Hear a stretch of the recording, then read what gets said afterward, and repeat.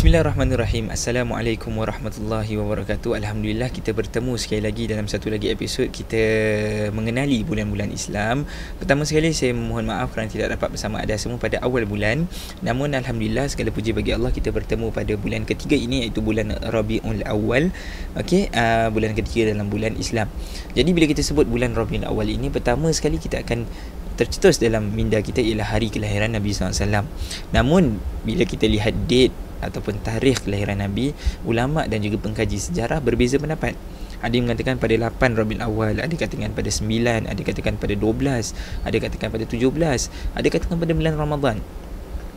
Namun mereka kebanyakannya bersatu dalam satu pendapat menyatakan bahawa hari kelahiran Nabi SAW jatuh pada hari Isnin. Jadi kita tanya, kenapa mereka berbeza pendapat?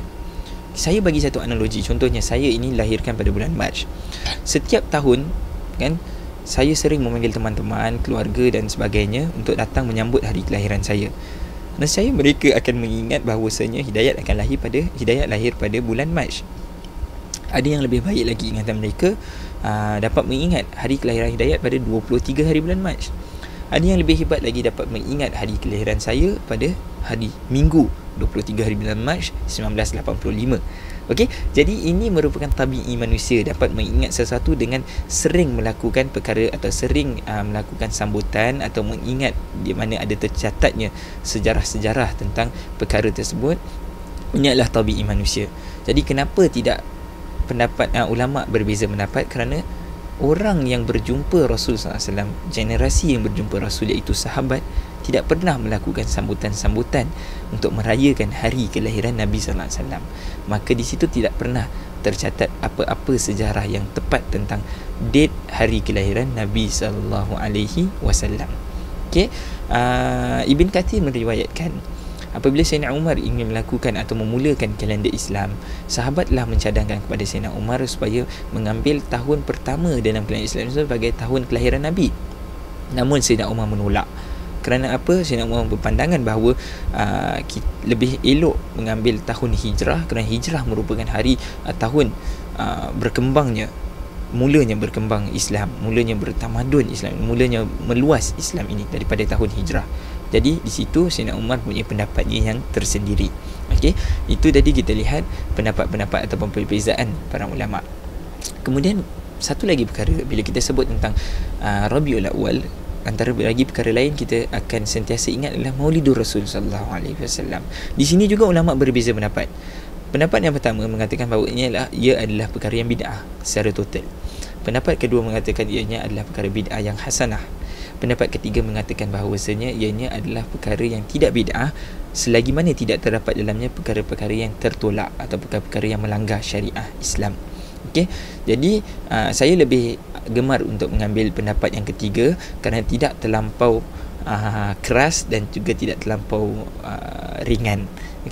Jadi pendapat yang ketiga, bila kita lihat hadis Nabi SAW mengatakan la taturuni kama atratin nasara ibn Maryam, la tatruni kama atratin nasara ibn Maryam, inama ana abdun faqulu abdullahi wa rasuluh.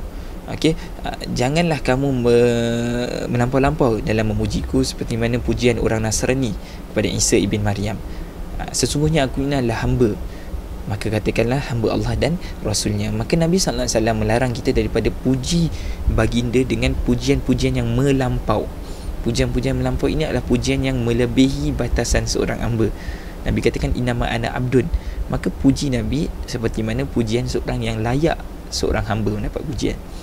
Puji-pujian yang melampau ni, sebagai contoh, bila kita baca kitab-kitab sejarah yang sering dibacakan oleh masyarakat kita hari ini, maka kita dapat lihat dalamnya terdapat pujian-pujian melampau. Contohnya salam ke atas Nabi, salam ke atas kamu wahai penghapus dosa, salam ke atas kamu wahai penghapus bencana, salam ke atas kamu wahai tempat memohon hajat. Ini adalah pujian yang melampau. Nabi tidak menghapus dosa, Nabi tidak memberi bencana ataupun menghapus bencana. Nabi juga bukan tempat kita memohon hajat. Sebenarnya tempat memohon hajatnya kepada Allah Subhanahu Wa Taala. Nabi iktiraf dirinya sebagai hamba, maka kita harus juga iktiraf diri Nabi sebagai seorang hamba. Dan tempat yang selayaknya untuk kita memohon hajat hanya kepada Allah Subhanahu Wa Taala. Jadi ini merupakan pendapat ketiga namun mereka berbeza-beza pendapat.